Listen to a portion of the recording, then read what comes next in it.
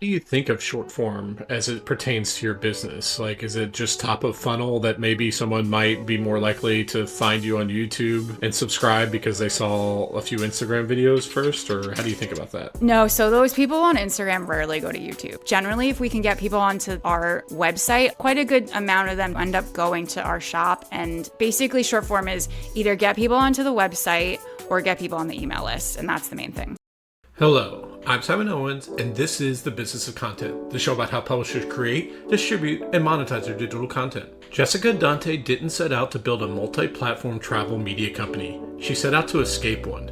After an early career managing social media for corporate travel brands, she quickly grew frustrated with the slow-moving, top-down decision-making that defined the industry. So she struck out on her own, initially experimenting with blogging before discovering a more powerful insight. Travelers weren't reading, they were watching. That realization led her to launch a YouTube channel focused on hyper-specific, highly practical London travel advice, a niche that was both underserved and endlessly in demand. Over the next several years, that channel evolved into Dante Media, a business spanning YouTube, Instagram, TikTok, email newsletters, and a suite of high-margin digital travel products. In a recent interview, Jessica explained how she identified a scalable content niche that didn't require constant travel, why a drive-by audience can be more valuable than loyal fans in certain contexts, and how the rise of AI-generated travel planning is beginning to erode one of her most important revenue streams, forcing her to rethink what parts of her business can still command a premium. If you want to listen to an audio version of this show, subscribe to The Business of Content wherever you get your podcast. Okay, let's jump into the interview.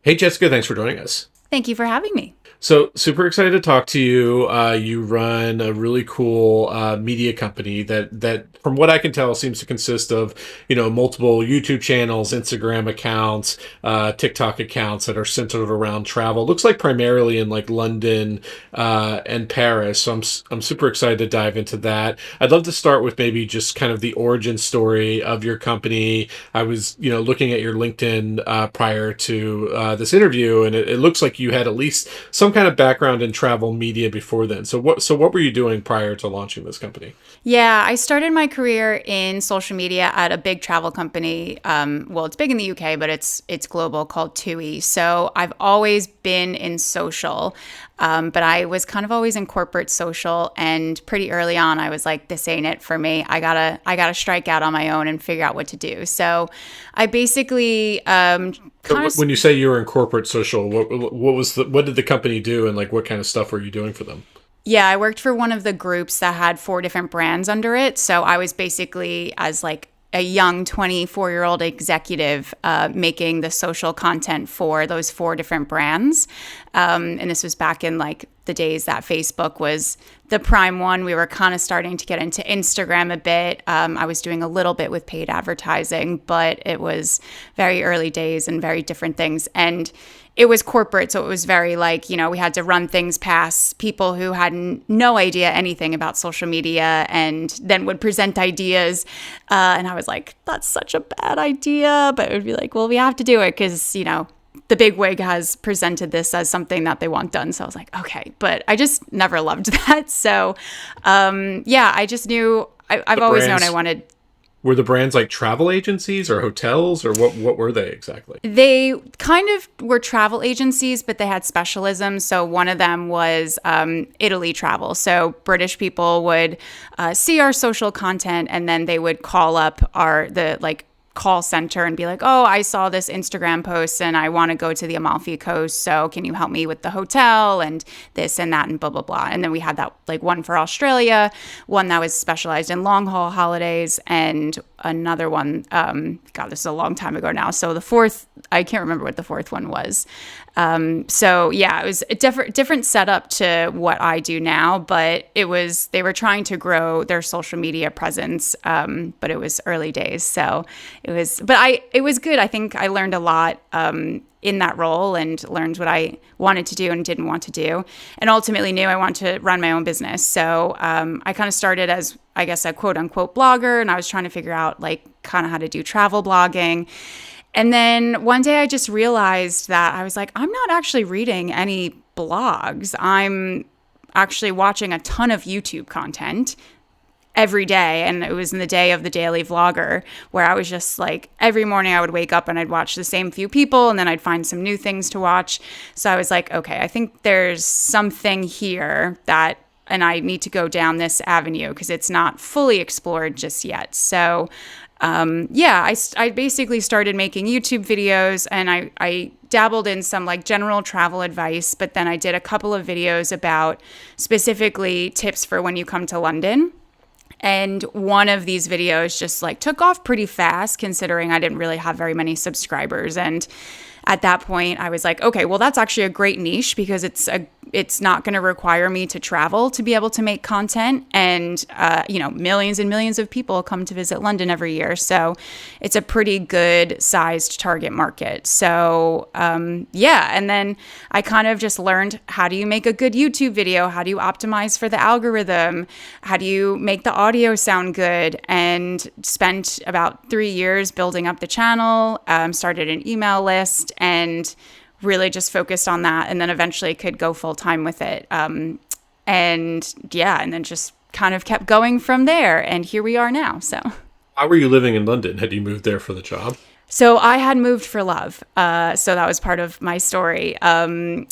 The very short version of it was when I had lived in Italy when I was 22. I met an English guy. We fell in love, had a whirlwind romance. So I moved to the UK to be with him. We are not together anymore. And this was a long time ago, but that was the reason that ended up coming over. So I was able to work in any job that I wanted under the visa I had, but I knew I wanted to strike out on my own anyway. So when you launched the blog originally, were you still at your corporate job? Yes. Yeah. And it was a very bloggery moment back then of like, here's cute pictures of me in this spot and this spot. And that just, first of all, I just never really felt comfortable doing that. It just didn't come natural to me. And it was hard to grow in that kind of sense. But then once I learned that actually, if you just make content that's helpful for people, that is what's going to perform best. What year was that? So I started in 2015. And so, like, you're in Europe, obviously it's easy to get to different places. Like, before you settled on, like, just the London-specific content niche, like, were you trying to, like, anytime you had, like, a free weekend or something, like, were you trying to go to other countries with the idea that you would write, like, a blog post about, like, the best places to do XYZ? Or, like, what was kind of your content strategy there? Well, that was the thing, was I was like 25, 26 years old, didn't have tons of money to be able to just be hopping on planes all the time. And while here in Europe, it is like more affordable and easier than being back in the States, it still is quite a thing. You have to pay for the hotels and everything. And I just thought, like, if I have to keep funding this myself until someone else starts funding it, which I also was hearing from other people who were doing travel blogging in that way, that, tourism boards weren't even really paying anything for them to go on these trips. So they were just having to take time off their own jobs to be able to go on these trips and then make free marketing for these tourism boards. So I just kind of was like, I just don't think it's not really a feasible business plan. So, and I think if I wasn't based in London, which is obviously one of the most visited cities in the world, it might be harder to make just a one location business happen. But because the city is so big and so popular that the market is just massive. So what year did you launch the YouTube channel? 2015. So actually, that same year. Okay. Yeah. So the blogging I started doing like when I first moved over to the UK, but it was like I said, that type of content that was like pictures of me doing this and trying this. And that was 2013. So, but everything changed when I started doing YouTube. And what was the YouTube channel originally? Was it always Love in London or was it something else? It was always Love in London. Yeah. So by the time you launched the YouTube channel, you had already decided you were going to focus 100% on London? No, I did, I think, like 5 videos that were more like general travel tips to see how that did. And then I did a couple of these London-specific ones. And I was like, oh, those are already doing much better than the general travel ones. Was there like a viral video moment where just like one like really popped off? Or was it just kind of, it just started kind of, quickly ramping up where you'd have a 5,000 view video, 10,000, then a 20,000, and so on? I wouldn't say it was like a viral video, but I did have this one specific one that was 10 important things to know before you visit London. And it's still on the channel. It's got like 1.6 million views. And, but it just grew and got views much faster than any of the other videos I had done. And again, that was when I didn't really have very many subscribers. So I just kind of knew at that point, and I had suspected it anyway, but I knew at that point that that was going to be a good niche because there was also not anybody doing content specifically about London really on YouTube. Even the tourism board, actually, I don't even think they're doing anything now very much on YouTube, but they weren't doing anything there. And I couldn't really find anybody else that was focusing specifically on London and like really deep diving on their expertise. So I knew that that was a good that was something that I could fill. And so as you're like looking at the comments sections, what was your, and also whatever, you know, if you were looking at your analytics dashboard, like what was your sense of where this audience was coming from? Because like I live in DC, Washington, DC, and like sometimes I'll watch like videos that are kind of focused towards non-DC people, but I still am fascinated by what they're telling the tourist about DC and like what they consider the best like taco place or whatever kind of thing. Like, what were you noticing in the comments in terms of who was actually like watching these videos? So at the beginning, I would say it was definitely skewing more towards the US because the videos were so like 10 important things to know before you come to London, and here's how you pay for the tube. And it was a lot of like very logistical stuff. And it's still primarily North Americans that watch my content, which is good because that's who I want to focus on in general. But we do get a lot of people from the UK. That's our second biggest viewership on the channel, who are either watching because they are coming to visit London, but also it's a lot of people that will be like, oh, well, I'm from the UK and here's what I think and here's a blah, blah, blah. So it is an interesting mix of that, but I'm always trying to just focus on the US market because quite honestly, they're the ones that spend the most when they're coming over to London. The people who are coming from the rest of the UK to London are coming maybe for 2 to 3 days. They're not as likely, they don't have as much spending power, so they're not going to be booking tours. They're also not doing a ton of research like how people from the US are, because it's a much bigger trip for them. So very happy to have that viewership, but they're not our focus. And do you get the sense that like a lot of your viewership is people like literally they have a trip in 2 months and they're just typing into Google like best XYZ to do in London, that type of thing? Yeah, I forget what the breakdown is recently, but I think it's like kind of evenly split, where we have a good chunk of people coming from YouTube search. And then we also have suggested videos, browse features. Browse features is the most, but yeah, definitely. I mean, when I'm thinking of what we're going to be creating, even these days, I'm thinking of what people are searching for, but it's kind of like we need this bit of a balance of what are people going to want to watch when they're seeing it as soon as it pops up on their feed in the YouTube app and on their TV versus something that's going to be a little bit longer tail. It's kind of this like weird balance, especially when we're working with brand partners, because a lot of them are not as understanding about the evergreen long tail feature or the evergreen nature of certain videos, especially in travel. So yeah, it's always this kind of like tricky balance. So I've interviewed some other travel YouTubers, and then also YouTubers who focus on content where someone's researching a specific thing, like tech gadget reviewers or people who show how tech gadgets work, where they're just doing that research that one time and that's the only time they need that person.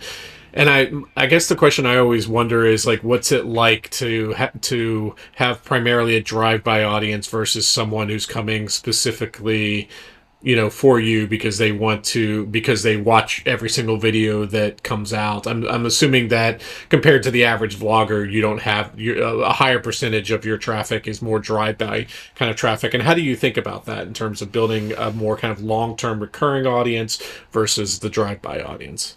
Yeah, it's hard because there's kind of like two prongs to that too, because the drive-by audience is almost good because they're the ones that, in theory, are actually actively planning a trip. So they're the ones that are actually going to buy our travel guides. They're going to be more likely to convert with our brand partners, to convert with our affiliate links. So it's actually, we kind of like that quote unquote drive by, which I would say too that a lot of people are watching. And even if they're, only with us for a few months, but they're still watching a lot of content, which is good. That's actually quite valuable to us. And I would argue more valuable to us versus people who are just watching because they like to watch me. So, which we do have a percentage of our audience who are very vocal about that, which is good because it's always good, obviously, to have the eyeballs. But then again, are those people buying my guides? No. Are they converting with our brand partners? Depends on the brand partner, but if it's a travel focused one, less likely. So it's a challenge that I would say I would never, I could definitely cannot claim we have figured out. And it's just something that we kind of are constantly thinking about. I might be getting it too ahead of myself, but have you like considered like launching a content vertical specifically more towards Londoners, where you're like, you see these TikTok channels where like New York eat like food TikToks where they're just going to restaurants and there's like, you don't even see the face of the person. They're like showing the food they're eating and they're reviewing it and talking about stuff. So it's like, it's more geared towards like obviously someone visiting could use that account, but the people who are primarily doing it, like obviously you being in London, you could also see, go try the hot trendy restaurants or something like that. Have you always wanted to focus on kind of like the more evergreen content geared towards like travelers, or how do you think about that? Yeah, I have always wanted to focus on that because there's a couple of reasons. There's quite a few companies that already do the Londoner focus stuff, and the monetization of that can be quite difficult. But these companies have been around for a really long time, even the ones that are not like the Time Out of the world. But there's like Secret London, and they're quite big now, to be fair. I would maybe even argue bigger than Time Out. But there's a lot of people already doing that and with a lot bigger budgets than me. And the points of transaction, while they would be higher because people are obviously, if they're living in London, there's, there could be a year's worth of stuff they could have a look at and potentially transact with. It depends on who you're reaching, right? Like we're having a cost of living crisis in London right now. So you might like make a lot of content about here are the cool new trendy restaurants to try. People might either not be interested, but also it's very hard to monetize that type of content because restaurants don't pay.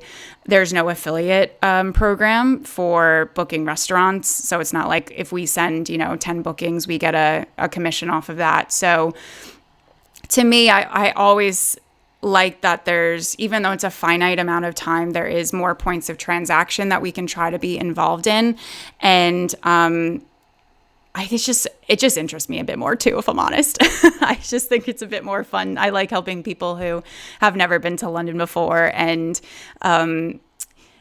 they come away with a week of being in the city, and they're like, oh my God, Jess, like we went to this place and we avoided this because you said this. And it gives me a little bit more life, I think, than if we went down the other path. So for the I think we're probably going to be talking about two different eras here, like 2015 to 2020, and then obviously the TikTok era that came after it. So staying focused on the 2015 to 2020, what was your editorial process for long form video in terms of do you have it's obvious that you're not holding it as like a selfie camera, so is it a tripod? Did you have a person following you around, and how did you think about in terms of planning new topics for your episodes?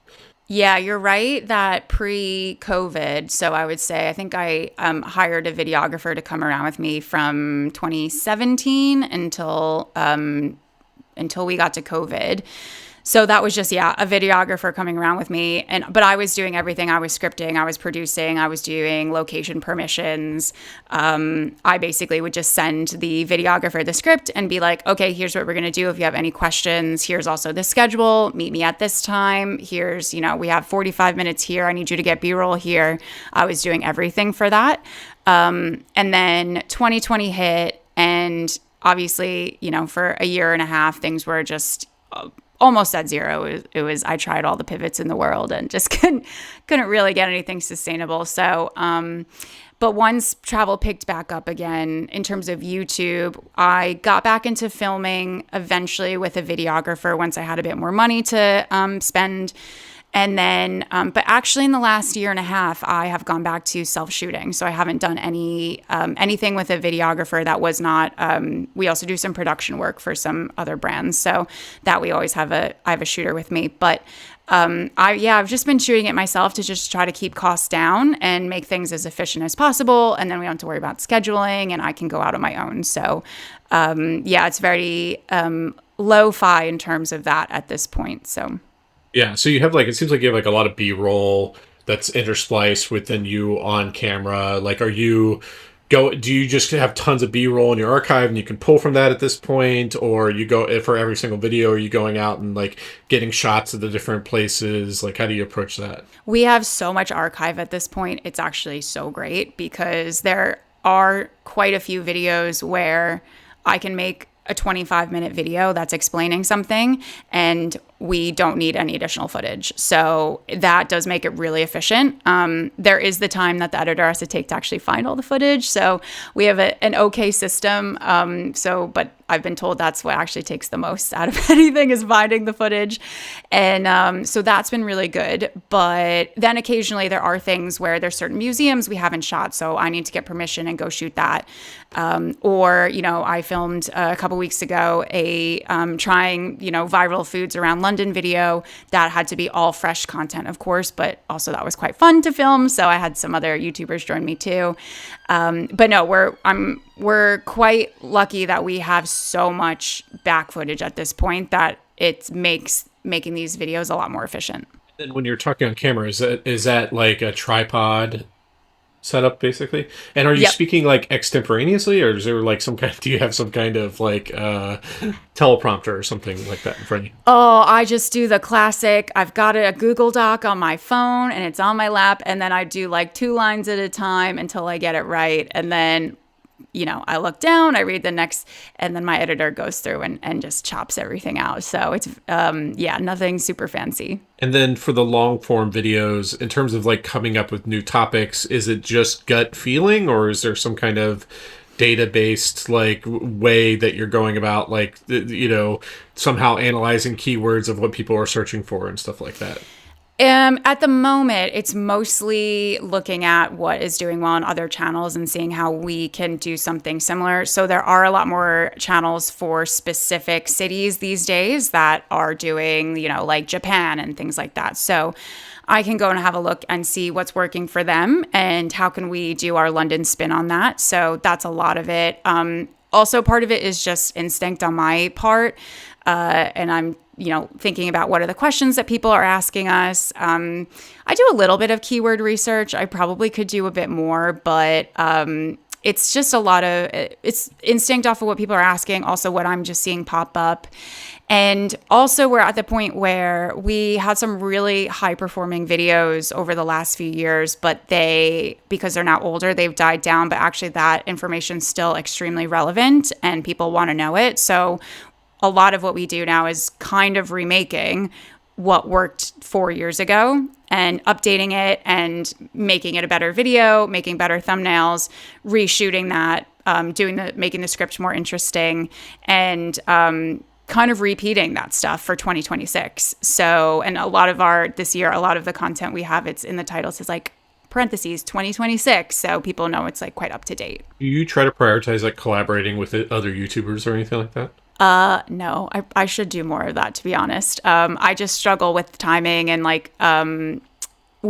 also like to shoot stuff really early and have a backlog for our editors. So I think sometimes if people want to do a collab, it's cool, this will be out in 2 months. So, I'll let you know when it's out. I want to do more of it. I do. I just struggle with, time. It's already hard for me to actually make the videos happen on top of everything else in the business. So then on top of that, having to figure out scheduling is just a bit tricky. So other YouTubers inviting you onto their channels, do you get those kind of requests a lot? Yes, that's always amazing, and I'm always like very grateful for that. And I think also there's a lot of YouTubers that are not necessarily in travel, but they are coming to London and they want to film part of their trip. So even if their stuff's not about travel, and they're like, oh, like come hang out, we're gonna go to this or come to this, and if you want to just be in the video. And I'm like, yeah, that's great. That sounds really good. So that's always great if I can make that work and if people reach out about that. And I actually have a plan to make a bit better connections with creators who do travel to Europe but are based in the US. So hopefully have a more US based audience. And then like I'll go to New York in a couple of months, and I want to just kind of build that network up. And then that way, when they do come to London, if they need help with anything, I'm there. I can hop in, or if they just need assistance with like recommendations, I'm also happy to help them. And how often do you put out new long form YouTube videos? Okay, so for the last few years, we've been doing every other week. I'm currently testing weekly to see how that affects viewership and ad revenue, obviously, and also revenue from sponsorship. But we have decided, I've already decided we're going to go back to every other week and just do like really good, chunky every other week videos because quite frankly, I just don't have the capacity. If I was just doing YouTube videos, I could easily make it work. But because I'm also the face of our Instagram and TikTok content, and I'm doing all the approvals for the articles that our team are writing, and also running Paris, which I'm sure we'll get into, I really just don't have the capacity. So we'll, in like, I think about a month, we're going to go back to every other week, but with the idea that just focusing on really, really chunky, like top line evergreen stuff that will be relevant for a long time.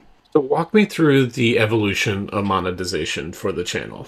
You mentioned sponsored. I was looking at the website. I see you sell like guides on the website and stuff like that. So, especially starting in the early days, like how long did it take you to start monetizing, and how did it evolve over time? So the initial monetization streams, I would say, were from YouTube AdSense. So I think that started kicking in maybe a year into creating videos because the threshold was a lot lower back then. And then, so that was kind of starting to trickle in. This was also back when I was editing everything myself, so I didn't really have any costs. So it was just nice to have that come in. But then really where things changed monetization-wise was when I started collecting email addresses and then eventually launched my own digital travel guide for London. So that has always been a huge focus for us in the last like 8 years. But that was really important because when we did launch my first guide, which didn't even sell that well, the second offering that we went with was much more popular. But it showed me that instead of relying on brand partners who are like, well, you have no views, and we had views, but like you're not getting millions of views a month. So why would we really pay you more than like, $300 for a video? I could monetize this like active audience that I had without having to rely on that, and also without having to stress about the viewership and how many numbers every video is getting. So that was a really big turning point for us. Turning point was selling a guide, is what you're saying? Yes. Is like you didn't have like a huge audience, so what did you do? You like had like a call to action at the end of every video or something like that kind of pointed them to it, or what? So I basically just I think probably for a few months, maybe 6-ish months, every YouTube video I put out, I started having a lead magnet. So I built up the list to, I want to say it was like 2,000 or 3,000 people pretty quickly through that. Because it was really like very active and very engaged audience back then. And then I launched the guide basically just through email. I think we made like an intro video, like, oh, well, this is my new guide, like have a look at this. But most of the sales came from email. And even when we then retired that guide and launched our 3-day itinerary, which we still sell to this day, that the sales from that also mostly came from email. And was you just emailing whenever something was on sale, or was there some kind of actual regular newsletter product? So it was, oh God, well, back then I was basically, when I first started the email list, using it just to alert people of new YouTube videos. And actually, that was really helpful for getting the YouTube channel to grow faster because right as the video was going out, I was sending an email saying, oh, there's this new YouTube video. It was pushing some people to that video, and YouTube was like, oh, sweet, like, there's more people coming to this. Let's push this a bit more. That tactic does not work anymore, but it was really helpful at the time, especially for a small channel and with such an engaged email list. Then I eventually transitioned to, okay, let's do a weekly newsletter. I don't even remember what I was putting in it. Probably nothing incredibly groundbreaking. But then eventually when we did launch something, then we would just focus on that for like a week. So roughly how many guides do you have now that you're selling? So for London, we have 4 different itineraries. We have 5 different area guides. And then we have, I think, 5 mini guides. So like there's a transport guide, there's a packing guide.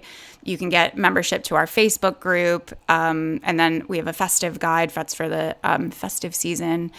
And I think a couple other ones. And then for Paris, Paris is newer. So we only have 4 itineraries, a packing guide, and a day trips guide for that one. You're charging like $15 or something like that? So the itineraries actually start around, I think it's $45. And they go up to, if you get like the 6 days and all the bonuses, they go up to about $150. And so what's your funnel look like now for that?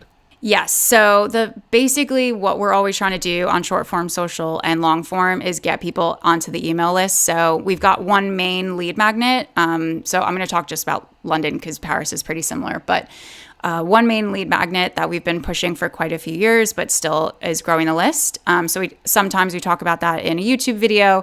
And we also have ManyChat set up, so on Instagram and Facebook, that people can do the comment trigger and we can, in their DMs, get them on our email list and get them the checklist. We're also now doing some other lead magnets, so doing like mini guides for each of the YouTube videos so we can get some other people in and also just give more value. And then we put people through a welcome sequence, which talks about the things to know, like when you're planning your trip, because these people are obviously actively planning. And then we also upsell them to, or try to sell them on mostly the itinerary. And by lead magnet, you mean it's like some kind of free guide that they have to enter their email address to get access to it? Yeah, exactly. So the main one is a London trip checklist. So it's everything you need to do, book, and buy for your trip and when you need to do it by. And then you mentioned you have a team that's now like creating like article content. Is that also like part of the newsletter, or what is that? What's the strategy there? Yeah, so I've got a writer for Paris. We've got someone who she writes sometimes for London. She also does like everything to do with the blog, so updating old articles. And she does community management and lots of things. I have someone who's a dedicated email person. So she's the one who's writing the emails, or she's working with our Paris expert to get her to write some of the email copy because we need her expertise. And then I have somebody she's my one full-time employee, and she's my right-hand woman. She has done a lot over the years. She's been with me for over 8 years now. But she basically is e-commerce project manager, plus many other things. So the first few years you didn't have a lot of subscribers, so that's why you use the guides to generate revenue. So you have like over 300,000 subscribers on the YouTube channel for Love in London now. So I assume that you're getting more actual direct sponsors. So how do those work typically? Yeah, it's mostly inbound at this point. I've done some outbound to try to find some last year. It's something I'll pick up a bit again this year because it's Q1's been a bit slow. But it's mostly travel brands. So we have a tour company that we work with and have worked with basically on every channel over the last couple of years, across both Paris and London. We have an eSIM company we worked with quite a few times. We've done some stuff with Shopify more recently. And and then we've had a few other of those like sponsors that kind of sponsor everybody, like BetterHelp and a couple of the other ones. So it's been interesting this year because Short form's really big for us, actually. So for London, we have over 500,000 followers on our Instagram account, and we reach anywhere from like 2 to 4 million people a month on there. But I have noticed that for brand sponsorship stuff, that a lot of brands are going very hard on long form, like really hard. Like we're kind of having a renaissance where everybody wasn't really interested in long form for a while and everyone was going to short form, which was kind of nice because it's cheaper for us to produce. But now everyone is super keen on YouTube. So that was part of the thinking of trying to test doing every week for videos. But I also would like to have a bit of a social life and a weekend every once in a while, so I don't think it's possible. They like, is it just standard ad reads, or are you doing like custom videos for them? Yeah, standard ad reads. I've never really worked out how to do a custom video. I mean, actually, we did more like quote unquote dedicated videos for Google Pixel a few years ago, which did fine. But then the next year they renewed with us and I said, let's just do the ad read because I just think that it's going to be better for the performance of the videos. And those videos skyrocketed. They performed way better and still are getting views. This is from like 2023. So yeah, we always just stick with the ad read, and because I haven't really figured out how to do more of a dedicated style that is still interesting and that still makes sense. Large part of your business is like the sponsorship and AdSense revenue versus the guides revenue. So it used to be that I think guides were around like 50% of our revenue and then sponsorships closer to 20%. But I think this year is going to be, I actually think brands might overtake the guides. We have, I mean, it's been very interesting. I was listening to your starter story episode a little earlier today, and I remember that guy saying that he doesn't think people are going to pay for information anymore. And I was like, yeah, I get it. I mean, we're definitely seeing that reflected in our numbers. So I think we are struggling with AI. And I think also there's various other things, obviously there's people aren't traveling as much this year. The fuel prices are up, et cetera, but we have definitely seen a noticeable decrease in the sales of the digital travel guides, which are for the most part information based and recommendations based, although they do have other really helpful like tools and components to them, which we are going to start to focus on that more in the marketing.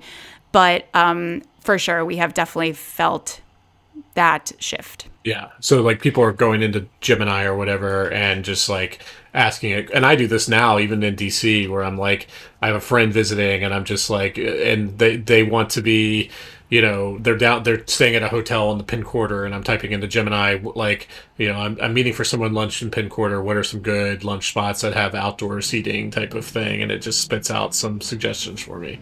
So you think there's more of that happening, basically? There definitely is more of that happening. The problem too is that there is so much inaccuracy in AI travel recommendations, and people will put in, make me a 3-day itinerary for London, and you can put in some parameters, but there have been some studies done that is something like crazy, like 80% of the itineraries they tried to get, ChatGPT to make or Gemini to make had like gross inaccuracies, or they didn't account for, you have a mixed generation group. So you can't really be telling grandpa he's going to have to climb up, this, not that we really have any mountains, but it can't take into account these things, or it'll say like, go to this and then go to this. And in London, that's an hour tube ride between them. And that doesn't make any sense either. And it just makes stuff up. I mean, I know I'm sure you're aware of this, and then the problem is like, it's one thing if people started to try to use that and then they were like, oh, actually, okay, this isn't very good. Why don't we just go to Jess and just use hers? That's fine. But most people don't realize how accurate that stuff will be until they get to London, and then it's too late. So we're like, we can't really help you at this point. You can still buy one of our guides, but you kind of need to like give yourself time to go through it and choose what you want to do and stuff. So yeah, it's very interesting. Things that Pat also talked about is how like personalities are now becoming more important than ever. So even though it's been bad for your guides, you think it's been good for you as like someone who's appearing on camera, who's recognizable, who has like a personal brand and a point of view and stuff like that. Like maybe even if it's leading to fewer purchases of your guides, maybe more sponsorship revenue or something like that. Yeah, that's how I'm trying to think of it. And something that I have always really strived for is to stand out, partially to stand out from the competition, especially on short form when, everybody can make a video about the British Museum and this like cool restaurant and stuff. But what I have always strived for, because I also just think it's the right thing to do, is being brutally honest about things you should avoid, things I think are gross and you shouldn't go to for various reasons, or I just, my personal opinion about things. And that for sure has made me stand out in the past and is a huge part of why the business grew at the rate it did, but will also continue to make us stand out versus just like any of the AI slop that people are going to be starting to find now. So yeah, I do agree with that. I think just the difficulty that we're trying to figure out is how do we then scale that again. So, but that is very much like, that's the project we're working on at the moment, like right now, is trying to figure that out. So About the short form strategy. So obviously like the long form YouTube videos are they cater to intent-based searching, where people are like specifically have a trip in mind and they're doing research on it. Obviously, with TikTok and Instagram Reels and YouTube Shorts, it's more just passive scrolling, algorithmic based. So, like, how does your strategy? What's the difference between your strategy there versus long form? Is it just repurpose long form content, or are you creating like actual dedicated short form? we're creating actual dedicated short form, and actually, especially in travel, but people are using TikTok more for search for travel more than Google these days. Well, yeah, and then AI, so that might be a little bit outdated, but so it's actually, search is really important on short form, but especially on TikTok. Instagram. Yeah. I've heard that, but it's one of those things where I'm just too old. Like I don't search for things on short form, so like it's hard for me to fathom that young people do that. Yeah. It's interesting because I do search for travel stuff on TikTok specifically, because I prefer Instagram as a platform, but the search function is just still not there. But it was super interesting for me to do that because I went to Cape Town a few weeks ago on a solo trip, and I have been there before, but I was trying to search for stuff to do and restaurants to go to. And it was a really good reminder of how people are working. So even if people on short form are they're specifically searching for things to do in London, etc. There was so much content for Cape Town that was popping up of like, someone was like, oh, here's this great restaurant. And I was like saving stuff. And then I was like, I don't know who these people are. Because then I would sometimes then see a different video pop up and be like, this restaurant's really bad. Like, I don't know why people are recommending it, but because it was like someone who maybe went to Cape Town for 5 days and just happened to get some footage and then did a video about it. So it's an interesting platform because it is very search based, but it is also, like you said, almost like a lean back, see what the algorithm serves you. And we see for sure that the people who are our Instagram and TikTok followers and even YouTube Shorts followers, we're not even doing Shorts anymore because I'm like, I just don't get it, are not nowhere near as invested in the brand as people who are watching on YouTube, which is why I'm also like, let's keep investing in YouTube, because those are the people who are like invested in me. They are getting their trust with me is higher from that platform than people on Instagram. And even just anecdotally, it's so crazy. Like, I will go around London, and when people come up to me and they're like, oh my God, we watched your videos, 95% of the time we watched your YouTube videos. Rarely do people say, oh, I've seen you on Instagram or I've seen you on TikTok. So I think that says a lot as well. What's your approach then? Like, are you taking a long form video and saying, how do I create a version of this that's vertical and less than 3 minutes? So we do sometimes do that. So Sam, she does all of our short form content, she strategizes it, and then we work on it together, and she works with our Paris team, and then she does all the editing. She will we do kind of cross-pollinate in terms of ideas. So if she sees that something worked on long form, she'll see, is there a way for us to break that down? We don't usually break down the actual footage from that video. Every once in a while we do, but we usually make a fresh video. But there is that in that sense, there is that cross-pollination. But also sometimes just the stuff that works on short form is different from what would work on long form and vice versa. So we use it for inspiration, and like repurposing if we can, but we don't rely on that. What do you think of short form as it pertains to your business? Like, is it just top of funnel that maybe someone might be more likely to find you on YouTube and subscribe because they saw a few Instagram videos first? Or how do you think about that? No, so those people on Instagram rarely go to YouTube. So we treat them as very different avenues and different channels, and we assume that those people are not crossing over. So for short form, yes, it's for sure top of funnel. And then what we do is we have call to actions for that London trip checklist, the lead magnet in a lot of the content. And now we're going to be introducing some other lead magnets. We're also testing using ManyChat to get people to our website. So we'll do like a carousel of, kind of almost like a teaser of what's in this like really hefty article. And then we'll say, if you want the rest of this information, comment, blah, blah, blah, and we'll send you the link in your DMs. We don't collect the email, their email at that point. We just send them the link. But we do see that generally if we can get people onto our website, quite a good amount of them do end up going to our shop and then sometimes converting. So we are trying to basically short form is either get people onto the website or get people on the email list. And that's the main thing. And then do you do that engagement thing where it's like, if you want this guide, comment this word or something like that. And then obviously that signals to the algorithm that's getting lots of engagement. And then you just DM it to you. And then I think there are tools that automate the DMing, right? Yep, exactly. That's ManyChat. So we've been using that for over 3 years now, and that has been a game changer. It's been so great. Do Instagram and TikTok share any revenue with you?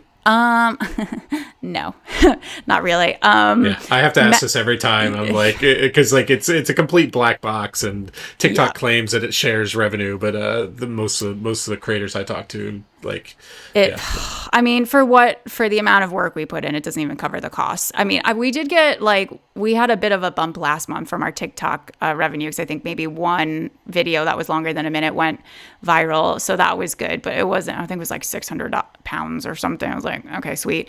And then the Facebook, I just get these like random Facebook payments for like $35, and I'm like, well, what is this? So it's I think that's such a common, I know obviously people who are listening to this will most likely be fairly familiar with that, but that is such a common thing that our followers and people who don't work in the industry do not understand. They think like, oh, her Instagram video went viral, so she must have gotten like a ton of money from that. I'm like, nope, definitely not. So talk me through. So you have this new channel called Love in Paris, but it's not you. I noticed it's another woman. Talk me through the origin story of that and how that came about. Yeah, so we launched that about 2 years ago now, and the idea is to replicate what we've done for London, but in Paris.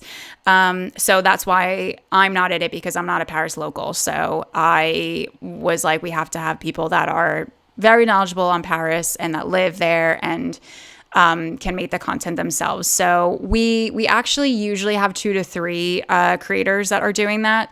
We've had a little bit of turnover recently, so it's mostly been Lily, who is probably who you saw, who is amazing. She's like a 20-year Parisian who writes for all these big publications about Paris, and she's just has so much knowledge. So the idea was just we launched itineraries for Paris last year. We're still selling those. And then it's another revenue stream for us. It's been a bit quiet for brand partnerships, so I'm really trying to push that this year. But like the stats are really good. We did stop YouTube because it was just too expensive. I just couldn't really afford to keep having to pay videographer, talent, pre-production team, etc. So pre-production team just means someone writing the scripts and stuff. But we're primarily short form on there, and the idea is I would like to expand into other cities and countries. Is that like more just like you're paying someone as like a freelancer contractor to create that content and then you 100% own the IP? Yep, exactly. And so it's only short form video content on like Instagram and TikTok. Yeah, exactly. And how is that going? Does that feel like it's that kind of expansion could work like a city by city basis? So it was going really well last year. Again, we had the same issue with the travel guide. So we were profitable last year, but then the sales just kind of really tailed off. So I would say at this point, it is going well. I just need to get a bit better with pitching Paris for brand partnerships and not just London, and getting that on more brands' radars. And once we do that, that will be fine, because then we'll be profitable, and that will give us money to expand to other places. And my thinking is that we basically have this larger media company that then the bigger travel brands will come in and they can sponsor various different channels and different cities, so they can hit multiple, hundreds of thousands and millions of tourists going to different places across Europe, instead of having to work with individual creators in each of those cities. That is the idea. So once we kind of refine some things and figure out the AI stuff a little bit more for London, and get brand partnerships going a little bit more and have a little bit more of that cash coming in, then the idea is to expand. How big is your team? Like you mentioned, you have one full-time person. Like what other roles are helping you out? Yeah, I think I've got like 8 freelancers at the moment. So email person, short form social person, 2 video editors for YouTube, 2 Paris experts, one also writes. We've got our VA and admin person, another VA person who's just coming on. So that's 8. I think I covered everybody at the moment. Are you just negotiating your own brand deals? Yes. Yeah, I found that has been much more effective than having someone else do it. Yeah. Yeah, it's unfortunate for me because like I'm so bad at sales, and I've been trying to bring someone, on a commission basis to do sales for me, but like brands are just less likely to talk to some other random person. Like they just want to talk to the main guy, I feel like. I don't know. Yeah, I agree. I've talked to a lot of other creators about this, and even the ones who do have people who help them with this, they still have to be in like basically every one of the conversations. So at that point, I kind of feel like I might as well just do it. So, yeah. So when you look ahead 2 to 3 years from now, what do you want to be doing that you're not doing currently? Okay. So I definitely want to have at least one more city. Well, the next place we would go to is Italy, and we would do the whole of Italy because it's different from London and Paris, where people will come to Paris for a week, people will come to London for a week, but no one goes to Rome for a week. I mean, people do, but usually it'd be Rome, Venice, Florence, etc. So definitely want to have at least one more country under our belt, so we have a team out there. I would like to have some other more like in-person component. So I think with AI, I mean, this is not a hot take, but obviously we're also going in the other direction of people wanting this like really in-person experience. So I'm trying to figure out what that looks like in the long term, whether it's maybe we do some kind of like fun event or like full day conference in a few cities in the US that's for people who are planning their trip to Europe next year, and we have some cool seminars and we have some activities, and they can meet some of the companies that have tours and things like that. Or if it's something that we do stuff in London, like experience based, something around that. I think we just need to have obviously travel is so experience based. But so I think we need to have our hand in something at some point with that. So I just haven't figured out what yet. That's in the planning. I feel like so many travel media companies have tried the experiences thing with like very mixed results, because it's just it's like herding cats. It's like it's high overhead, everything like that. Like Atlas Obscura was trying to do it and just kind of I think gave up on it. I had the head of Roads and Kingdoms, which is Anthony Bourdain's like online magazine that he had co-owned. They did it, but they were charging like $10,000 per person for like these super high end experiences and stuff like that. Yeah, I mean, if we look at Rick Steves, who's the OG, that's, if I had to guess, the majority of their revenue comes from these big 1 week to 2 week to 3 week trips around Europe. And yeah, you're talking at that point, 15 grand and up. So it's money. However, it is hard. It is hard work. So that's why I put a post out recently, because on my personal Instagram account, I try to be really honest about like the back end of the business and what's going on, especially right now. And I talked about how like AI is making it difficult, and like what are, kind of said like, what are some ideas, or what are things you need help with? And here's some ideas that I have. And it was so funny, the amount of people that were like, well, why don't you do tours? And I was like, oh my God, first of all, I would be such a bad tour guide. It's like, but also some people were like, why don't you set up multi-day tours around London? I'm like,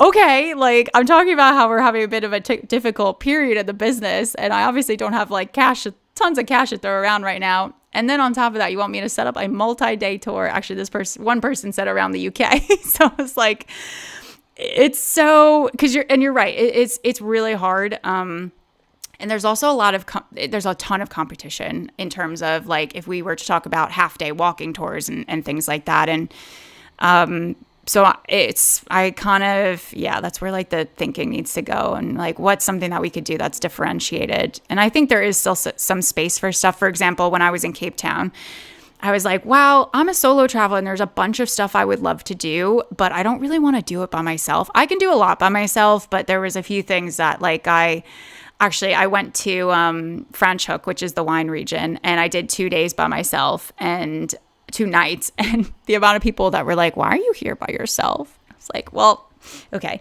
But there's like people come to London solo all the time, but they don't necessarily want to do afternoon tea by themselves, or have a Sunday roast by themselves, or go to the theater by themselves. So I kind of think that there's something there where it's not a tour. So it's not necessarily we need to hire people that have like a ton of history knowledge or anything like that. It's more of that we're facilitating this really social experience that has a little bit of like, tradition and stuff, but it's more about we bring people together to do something nice together and have fun. So I think there's a little bit of room for that there at some point, but yeah, it's hard. It is really hard. It's not easy. And I mean, your plan is to keep everything bootstrapped. You don't want to raise money or anything like that. No, don't want to raise money. I don't think I kind of like, I went into this originally because I wanted to make all the decisions, and I like to have the responsibility of the failures and the successes being on me. And if I'm going to fail, like I want to it's because I failed, not because like, investor was like, oh, you can't do that. So planning to keep it bootstrapped for the time being. Well, probably indefinitely. Okay, Jessica, those were all the questions I have for you. Where can people find you online? Okay, so if you are coming to London or to Paris, you can find us kind of everywhere on Love and London or Love and Paris. Or I talk about behind the scenes of the business and how to be better on social media on Jess Dante on Instagram and TikTok, and Jessica Dante on LinkedIn. Well, that's a lot of fun. Thanks for joining me. Thanks for having me.